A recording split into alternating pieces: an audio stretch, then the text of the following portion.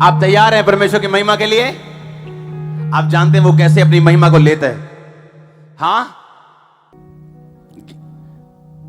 कहता है जगत के मूर्खों को चुन लिया, समझदारों को लज्जित करने के लिए।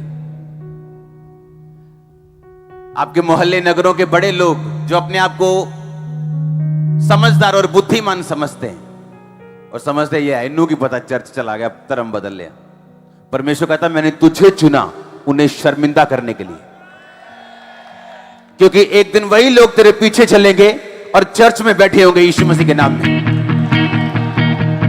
यस, अगर आमीन ऊंचा तो आशीष आपकी। कहता मैंने जगत के तुच्छों को, तुच्छ, हां, बोलते नहीं नहीं तेरे साथ पानी नहीं पीऊंगा, तू छोटी जाति का है, घर में नहीं आना, खाना खाने बर्तन तेरे अलग होंगे, हमारे साथ नहीं सोना। परमेश्वर कहता मैंने तुझे चुन लिया जो अपने आप को कुछ समझते हैं उन्हें लज्जित करने के लिए। और जो लोग आपके साथ ऐसा बिहेव करते हैं, आपसे प्रार्थना करवाने के लिए सिर नीचे करके आने वाले हैं। अगर खुदा का आत्मा आपके अंदर है तो, अगर आप पवित्रता में है तो आओ आमीन ऊंचा आशीष ऊंची।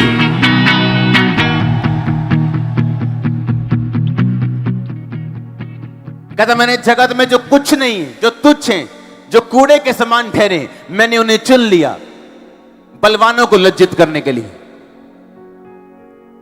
मैंने कमजोरों को चुन लिया ताकि कोई प्राणी परमेश्वर के सामने घमंड ना करने पाए। इसलिए आज मैं ऐसा नहीं बोलता मैं कंप्यूटर इंजीनियर था, प्रभु ने मुझे चुन लिया। कंप्यूटर इंजीनियरिंग करने के बाद मैं मेंटली अपसेट हुआ और सब इंजीनियरिंग पानी में चली गई।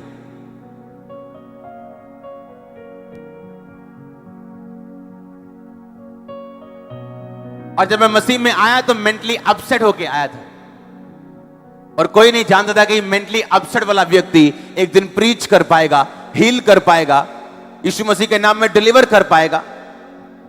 कहता ताकि कोई प्राणी परमेश्वर के सामने घमंड ना करने पाए। आमीन।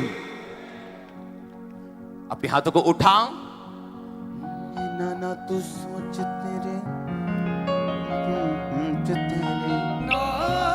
अपने हाथों को उठा के बोलो जिंदगी जीवन लई ना तू सोच तेरे, फिर से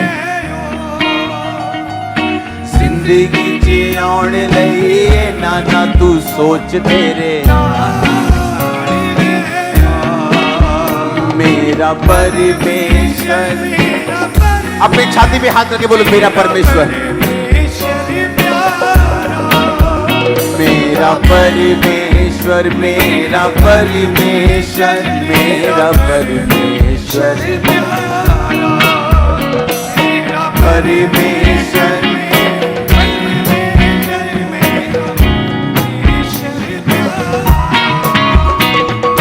दिल विचों काटी दे उदासियां का बोझ तेरे,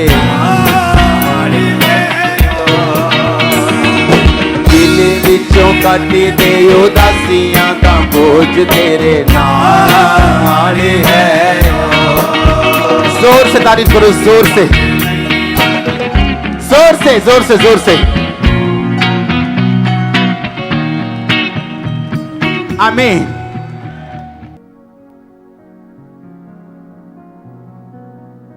अगर आप निर्बल हैं, कमजोर हैं, तुच्छ हैं, गरीब हैं, तो परमेश्वर ने कहा मैंने तुझे चुना। परमेश्वर कहता है इजरायली जाति को मैंने इसलिए चुना क्योंकि वो थोड़े थे, वो कमजोर थे, और पूरी दुनिया में बड़ी बड़ी जातियां थी। परमेश्वर ने कहा मैंने इजरायलियों को इसलिए चुना क्योंकि तुम थोड़े थे और कमजोर थे, ताकि मैं तुम्हें चुन के पूरी दुनिया में अपनी महिमा दिखाऊं। आज अमेरिका भी इजराइल के सामने बोलता नहीं, सुपर पावर कोई इजराइल के सामने बोलती नहीं, क्योंकि खुदा का देश है इजराइल देश। और मैं आपको बताना चाहता हूं इजराइल देश गोरों का देश नहीं, इजराइल एशिया में है। वो एशिया में, वो एशिया का देश है जहां गोरे नहीं रहते, जहां हम जैसे लोग रहते हैं, मीडियम, ना गोरे ना काले।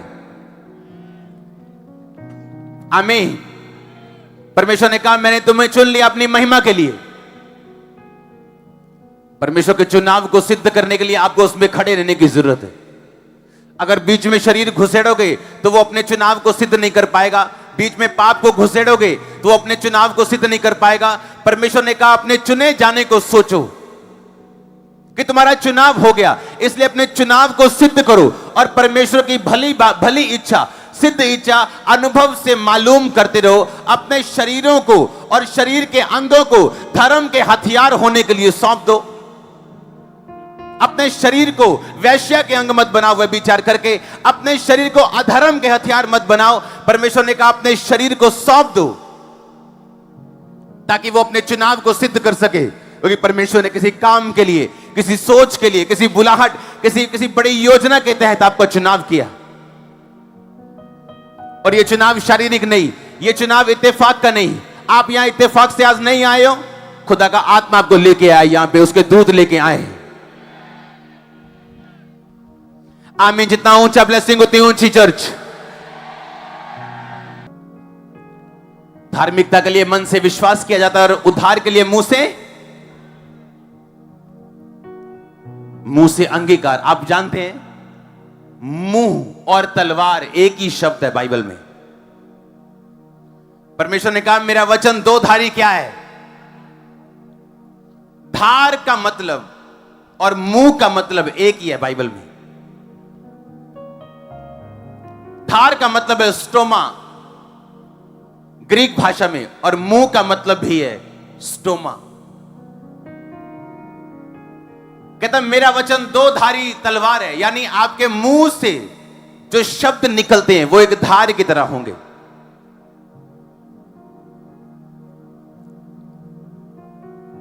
आप बीमार हो, अगर आपके मुंह से निकला कि उसके कोड़े खाने से मैं चंगा हो चुका हूं, ये एक धार की तरह आपकी बीमारी को काटने वाला है। आपके मुंह का और धार का एक ही मतलब है यूनानी ग्रीक भाषा में। आपको बांझपन का रोग है और आप अपने मुंह से बोले कि मैं इनकार करती हूं बांझपन में जीने से, और उसके कोड़े खाने से मैं बलवंत हो चुकी हूं, तो ये मुंह से निकला वचन उस बांझपन को काटेगा और आप फ्री होंगे। परमेश्वर ने कहा मैंने तुम्हें चुना, तू निर्बल था, कमजोर था, गरीब था, छोटा था। मैंने तुम्हें चुना बड़ों को लज्जित करने के लिए, उनको शर्मिंदा करने के लिए जो अपने आप को कुछ समझते हैं। पर कहता अपने चुनाव को अब सिद्ध कर। मैंने तुम्हें चुन तो लिया, पर उस चुने जाने को अब सिद्ध कर और परमेश्वर में अड़ा रहे और परमेश्वर में खड़ा रहे, और उद्धार का काम तू खड़े खड़े होकर देख जो परमेश्वर तेरे लिए करेगा। आमीन। धार्मिकता के लिए मन से विश्वास और उद्धार के लिए मुंह से अंगीकार की। कोई मायने नहीं करता आपके सिम्टम्स क्या है, लक्षण क्या है, शैतान आपको क्या दिखा रहे हैं, बीमारी आपको क्या दिखा रही, रिपोर्ट क्या दिखा रही है, आपको मुंह से बोलना है मैं इनकार करता हूं बीमार रहने के लिए, मैं इनकार करता हूं इस बीमारी का, और मैं इनकार करता हूं क्योंकि उसके कोड़े खाने से मैं चंगा हो चुका हूं। आपको लगातार बोलना है। और आप बाइबल कहती उद्धार के लिए मुंह से अंगीकार करना क्या है, जरूरी है। और उद्धार का मतलब मैंने आपको समझाया था। क्या है उद्धार का मतलब? साल्वेशन, मुक्ति, चंगाई, डिलीवरेंस, रेस्क्यू, बचाना, वेलफेयर। यह उद्धार का मतलब है जो बहुत बड़ा है। नेशनल उद्धार, शारीरिक उद्धार, मानसिक उद्धार, फाइनेंशियल उद्धार, शरीर का उद्धार, आत्मा का उद्धार। लेकिन अगर तुझे चाहिए तो अपने मुंह से अंगीकार करना जरूरी है। आमीन। आपको चुना गया, हां कि ना? आप जानते हैं आप चुने गए हैं। आप जानते हैं हर व्यक्ति हर अलग अलग कामों के लिए चुना गया। हर व्यक्ति की लाइफ में अलग अलग योजना है परमेश्वर की, हां या ना? तो अपने चुनाव को सिद्ध करने के लिए आपको परमेश्वर में खड़े रहने की जरूरत है। आप अगले लेवल पे जाना चाहते हैं? दूध और शहद की नदियों में जहां बहती वहां पहुंचाऊंगा। कहा था कि नहीं कहा था? कहा था? दूध एनिमल का फाइनल प्रोडक्ट है। मतलब एक एनिमल से जो फाइनल आप चीज लेते हो काम की, वो क्या है? दूध। एक मक्खी से शहद की जो फाइनल आप चीज लेते हो वो क्या है? शहद। परमेश्वर ने कहा मैं तुझे एक ऐसे देश में पहुंचाऊंगा जहां पे तू फाइनल प्रोडक्ट को खाने पाएगा। कईयों के जानवर हैं पर दूध नहीं है, मक्खियां हैं पर शहद नहीं। हां, परमेश्वर ने क्या कहा? परमेश्वर ने कहा मैं तुझे तेरे फाइनल, जहां पे तू फाइनल प्रोडक्ट्स को लेने पाएगा, मैं तुम्हें वहां पहुंचाऊंगा। यानी तेरा देश, तेरा घर, तेरा फाइनेंस, तेरी सेहत, आत्मिक जिंदगी, तेरे बच्चे, तेरी जॉब तुझे फल देने वाली होगी। तू फाइनल प्रोडक्ट को लेने पाएगा यीशु मसीह के नाम में। सुनो, परमेश्वर ने कहा आप जब जैतून को देखते हैं, जैतून के तेल को देखते हैं, वो सबसे कीमती है। जैतून कीमती नहीं, जैतून का तेल सबसे कीमती। हां या ना? गुलाब का फूल कीमती नहीं, पर गुलाब के फूल का असली इत्र कीमती है। हां के ना? क्योंकि गुलाब के फूल का इत्र उसका फाइनल प्रोडक्ट है, और उसी तरह से जैतून के बीज से तेल जो निकालते हैं वो उसका फाइनल प्रोडक्ट है। हां कि ना? अगर आप अपनी लाइफ के फाइनल और बेस्ट प्रोडक्ट को अपनी लाइफ से निकलता हुआ देखना चाहते हो तो एक काम के लिए तैयार रहो, परमेश्वर आपको दुखों में पीस सकता है, याद रखना। क्योंकि जब तक आप पिसेंगे नहीं तब तक आप में से फाइनल बेस्ट प्रोडक्ट नहीं निकलेगा। और खुदा कहता, उसने ये नहीं कहा मैं तुझे गायों, बकरियों, बैलों से भरा हुआ देश दूंगा और मधुमक्खियों से भरा हुआ देश दूंगा, because my God never care. वो कभी केयर नहीं करता, वो कभी केयर नहीं करता जब तक आप फाइनल तक ना पहुंचे, आप बेस्ट तक ना पहुंचे। मेरा परमेश्वर जब भी आपको देखता है या आपकी ब्लेसिंग्स को देखता है, वो आपको बेस्ट और फाइनल में लेके जाना चाहते हैं। जब मैचेस चलते हैं आप परवाह नहीं करते, बोलते यार डेली लगते, फाइनल देखांगे। हां, फाइनल देखांगे। परमेश्वर ने कहा मैं तुम्हें दूध और शहद की नदियों का देश दूंगा, तुझे फाइनल आउटकम में लेके जाऊंगा, जहां बेस्ट तेरे लिए रेडी होगा, मैं तुम्हें वो दूंगा। और परमेश्वर ने कहा कि अगर तू ऐसा चाहता है फाइनल में जाना तो तुझे क्रश किया जाएगा। पर आज लोग क्रश होना नहीं चाहते हैं, यीशु मसीह के लिए दुखी रहना नहीं चाहते।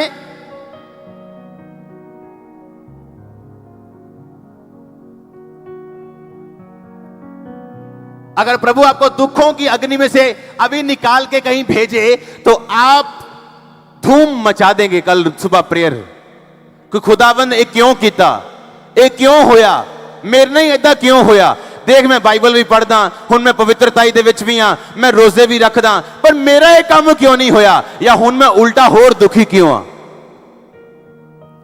या तो फ्लावर को सूंघ लो और खुश हो जाओ और 1 सेकंड की आशीष पालो, तो या तो उसका इत्र निकाल के कपड़ों पे लगा और सारा दिन महकते रहो।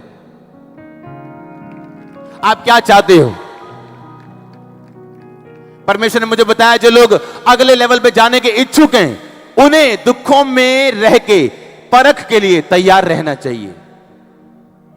लेकिन जो सीरियस नहीं है, जो फाइनल आउटकम नहीं चाहते, जो नहीं चाहते कि मुझे अगला लेवल मिले, मैं अगले लेवल पे जाऊं या मेरा बेस्ट मैं देखूं, तो आपको उस मशीन की जरूरत नहीं जो जैतून को कूट कूट के उसका तेल निकालती, और उसका तेल जब 1000 रुपए लीटर बाजार में मिलता तो लोग लेते भी हैं। आपका बेस्ट परमेश्वर नहीं निकाल सकता अगर आप दुखों में उसके साथ खड़े नहीं रहेंगे। तो इमेजिन करो क्या परमेश्वर मुझे ऐसी लड़की से शादी करने देता जो दुखों में अपने घर बैठी होती, कुड़कुड़ा रही होती परमेश्वर के साथ? नो। आप दुखों में फेथफुल हैं, यह दर्शाता है कि आप जब गवाही आएगी तभी भी आप फेथफुल रहेंगे, ज्यादा मिलेगा तो भी आप फेथफुल रहेंगे। परमेश्वर ने कहा जब तुम नाना प्रकार की परीक्षाओं में पढ़ो तो रो, ऐसा लिखा, पिट्टो लिखा ऐदा, जोर जोर ना आवाजा मारो ऐदा लिखा। क्या लिखा?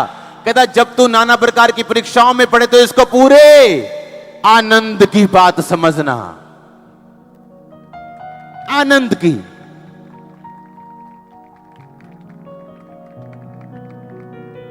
परीक्षा कहना और परीक्षा से निकलना, ओ जमीन आसमान का फर्क है। और जब आप एक्सपेक्ट कर रहे हो कि अब मैं पवित्रता में पूरा हो गया हूं, अच्छा अब मैंने ये चीज पूरी कर ली, अब कोई टेस्टिमनी आने वाली, और आप और नीचे चले जाएं और आप सोचे क्या यीशु मसीह जीवित परमेश्वर है? क्या उसका वचन सही है? हम आगे जाएं ना जाएं, उसका वचन छोड़ेंगे नहीं, पवित्रता ही छोड़ेंगे नहीं, तारीफ करनी छोड़ेंगे नहीं। मैंने कहा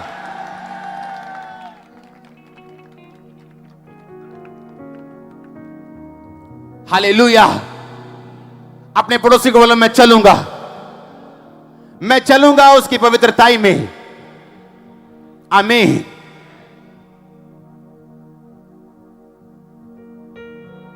परमेश्वर ने कहा अगले लेवल पे जाने के लिए तुम्हें क्रशिंग से होकर निकलना पड़ता है, तुम्हें क्रश किया जाता है। अगर तेल निकालना है तो, अगर फूलों में से तुम्हें इत्र निकालना है तो उसको मसला जाता है, और हजारों फूल गुलाब के एक बूंद इत्र पैदा करते हैं सिर्फ। पर आज लिखा, आज अगर कलीसिया में परीक्षा आए, लोगों को परीक्षा आए, तो लिखा इसको दुखी होने की बात समझा जाता है, आनंद की नहीं। पर बाइबल कहती है मेरे प्रिय भाइयों, जब तुम नाना प्रकार की परीक्षाओं में पढ़ो तो इसको पूरे आनंद की बात समझो। तुम्हारे परखे जाने से धीरज उत्पन्न होता है, धीरज को अपना पूरा काम करने दो ताकि तुम सिद्ध और स्थिर हो जाओ और तुम में किसी भी बात की कमी ना रहे। हालेलुया। जब ये चर्च मैंने शुरू की थी 2007 में, 2004 में प्रभु में आया, 7 में चर्च शुरू की। आप जानते तब क्या हुआ? मसीह में आने के कारण मेरी फैमिली पहले से मेरे खिलाफ थी। दोस्त मुझे छोड़ने पड़े क्योंकि सबके साथ में शराब पीता था। मैंने छोड़ दिया मसीह में आगे कि मैं ऐसी संगति नहीं करूंगा, मैं फिर से ना फंसूं उसमें। अब फैमिली खिलाफ थी, रिश्तेदार खिलाफ थे। सिर्फ कौन थे मेरे साथ?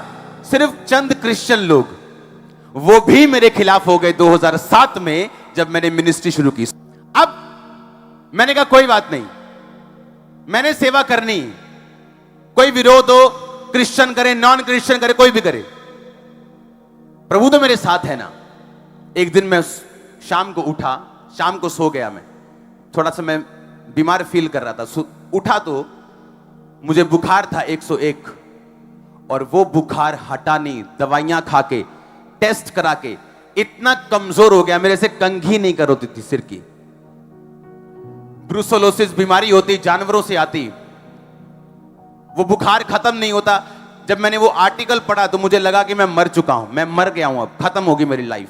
और मैं प्रभु के सामने बैठा हूं जैसे कोई फुलिश, कोई मूर्ख, कोई धोखा खाया हुआ बेवकूफ इंसान होता है, वैसे कि मैंने घर वाले छोड़ दिए यीशु मसीह के कारण, फिर मैंने दोस्त छोड़ दिए यीशु मसीह के कारण। फिर जब मैं सेवा में आया तो जो मेरे 2-4 क्रिश्चियन थे, मेरे भाई बंधु, वो भी विरोधी हो गए मेरे। अब मैंने सोचा चलो ठीक है, कोई मेरे साथ नहीं, प्रभु तो मेरे साथ होगा। अब मैं बीमार हो गया हूं और परमेश्वर भी मेरी प्रार्थना को सुन नहीं रहा।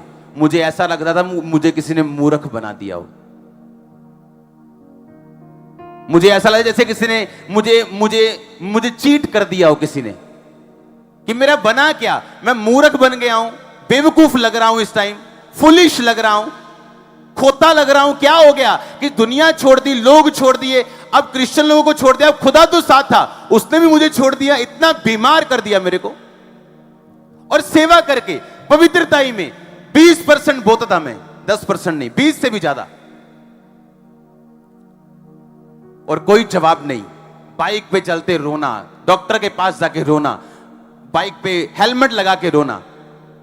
अप्रैल रोता रहा, आगे महीना मई रोता रहा। मई अप्रैल में शुरू हुआ था ये अटैक, अप्रैल मई रोता रहा, जून रोता रहा, जुलाई रोता रहा, और जुलाई में ये चर्च स्टार्ट हो गई थी। पर इस चर्च को स्टार्ट करने से 4 महीने पहले मैं नरक से निकला हूं, लेकिन आज स्वर्ग में हूं।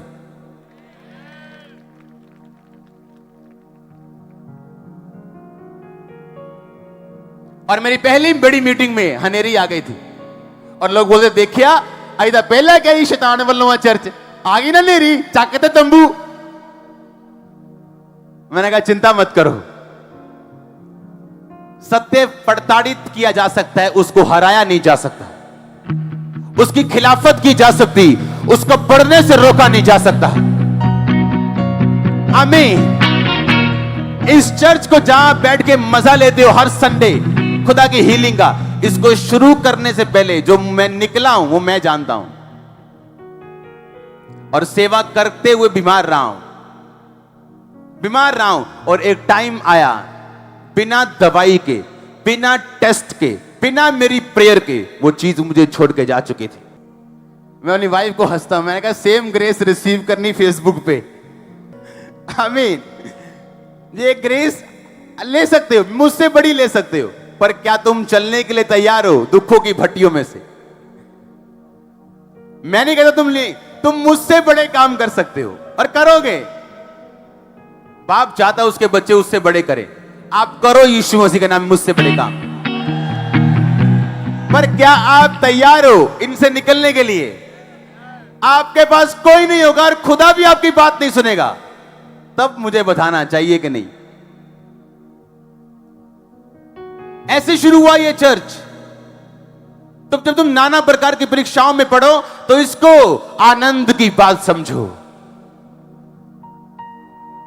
उधर शैतान ने अपना बेस्ट थप्पड़ लगाना मेरे को और मैंने ढेरी हो जाना सोमवार मंगलवार। जब वीरवार आना प्रार्थना का दिन, मैंने तैयार होकर एक बेस्ट थप्पड़ लगाना शैतान को, आ जा भाई तू सोमवार लगाएगा, मंगलवार लगाएगा, बुधवार लगाएगा, मैं तेरे को वीरवार ऐसा मारूंगा तेरे रख के। शैतान कभी बेचारों से डरता नहीं, बेचारों की कोई कदर नहीं उसके पास।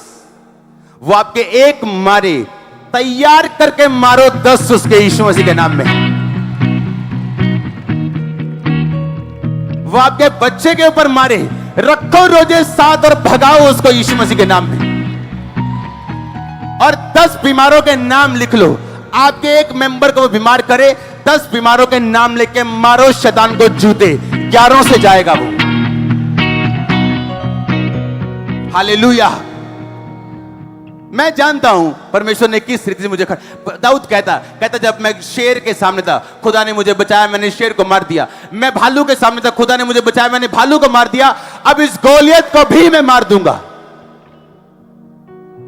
परमेश्वर आपको ग्रेटनेस में कैसे लेके जाएगा अगर आपने शेर भालू नहीं मारे तो? जब शेर भालू सामने आते हैं तो वो मौत होती जो सामने आती। आपको लगता है ले भी मैं तो खुदा दियां वड्डियां वड्डियां गल्लां करने लगे, चर्च शुरू करने लगा ही मैं तो मर चला, मैं तो फिनिश हो गया हूं, क्या करूंगा अभी? जब आप फिनिश हो जाते हैं अपने दिल में, खुदा कहता तेरी काउंटिंग अभी स्टार्ट हुई, मैंने तो अभी शुरू भी नहीं किया। खामरा चर्च तो अभी शुरू हुई है, ये बड़ी थोड़ी है अभी, ये तो शुरू हुई है। सोचो अभी शुरू हुई है, अभी हम प्रैक्टिस कर रहे हैं चर्च के, चर्च थोड़ी कर रहे हैं अभी प्रैक्टिस चल रही है। सोचो अगर प्रैक्टिस 1 लाख लोगों में, तो असली वाला शो कितने लोगों में होगा? आमीन। और परमेश्वर मुझे दिखा रहा था सिर्फ गुरदासपुर चर्च नहीं, ये चर्च ब्रांचेस फ्लड की तरह आने वाली, ये बाढ़ की तरह आने वाली। आप इमेजिन करो चर्च का पहला संडे है गुरदासपुर और लोग तंबुओं में बैठे हैं और यहां भी फुल है, सेक्शंस, ओवरफ्लोज।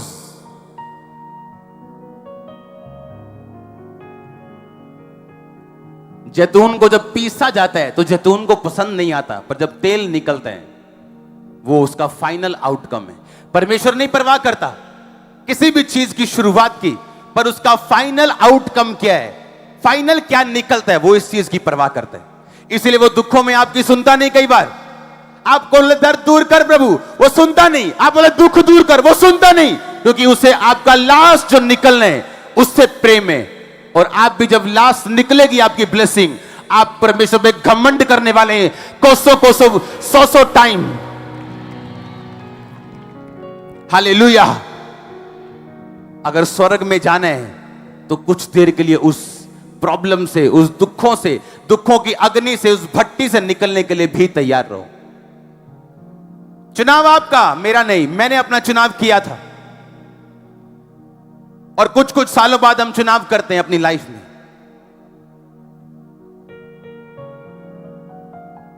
आज तो एक वीजा ना लगे, बोलते हैं हम चर्च नहीं जाएंगे, वीजा नहीं लगा, तो परमेश्वर तुम्हें मिस नहीं करेगा।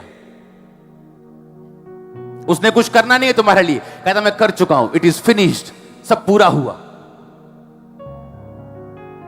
आज थोड़ा सा दुख आए कलीसिया को तो देखने वाले होते उनकी शक्लें।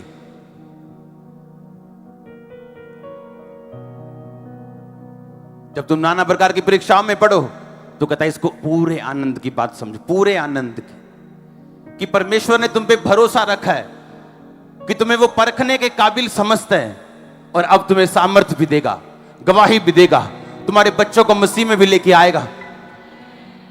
हो सकता तुम्हारे पति के मसीह में आने से पहले जो तुम प्रार्थना कर रही हो तुम्हें और किसी बीमारी से होकर भी गुजरना पड़े, पर जब तुम परमेश्वर में खड़ी रहोगी, पति तो आएगा ही आएगा, तुम्हारी बीमारी भी वापस आएगी, टाइम आने वाला है। ऐसा परमेश्वर कहता जब तुम परीक्षाओं में पढ़ो तो आनंद की बात समझो, इसे कहता दुखों की बात ना मत समझो। तुम्हारे परखे जाने से धीरज उत्पन्न होता है, धीरज को अपना पूरा काम करने दो ताकि तुम सिद्ध हो जाओ, सिथर हो जाओ और तुम में किसी बात की कमी ना रहे। अगर सोना कहे मेरे अंदर से अशुद्धियां निकाल दो पर मुझे आग में मत झोंको, तो ये पॉसिबल नहीं। ठंडे सोने में से अशुद्धियां निकालना पॉसिबल नहीं, उसको आग में डाला जाता है उसको साफ करने के लिए। चांदी को साफ किया जाता है उसको आग में डाल के। अगर आप सोना है और सोने के चमक के बाहर आना चाहते हैं तो आपको आग की भट्टी में से होकर गुजरना पड़ेगा और प्रभु आपके साथ रहेगा, वो आपको छोड़ेगा नहीं, वो अपनी प्रेजेंस साबित करता रहेगा, अपनी हुजूरी साबित करता रहेगा। वो अगर आप एक परीक्षा में हो तो दूसरी तरफ हजारों सफलताएं भी आपकी लाइफ में होंगी। होली स्पिरिट मुझसे कह रहा आपको बोल दूं, अगर तुम एक परीक्षा में हो तो दूसरी तरफ हजारों गवाहियां भी तुम्हारी होंगी यीशु मसीह के नाम में। अपने हाथों को उठाओ, थैंक यू जीसस, मैं तैयार हूं परमेश्वर। अपने हाथों को उठा के Holi spirit I am ready, मैं तैयार हूं, मैं तैयार हूं परख से निकल के तेरी महिमा को करने के लिए। मुझे वफादार बना, तेरा आत्मा मुझे छुए। उठाओ अपने हाथों को थैंक यू जीसस बोलते हुए।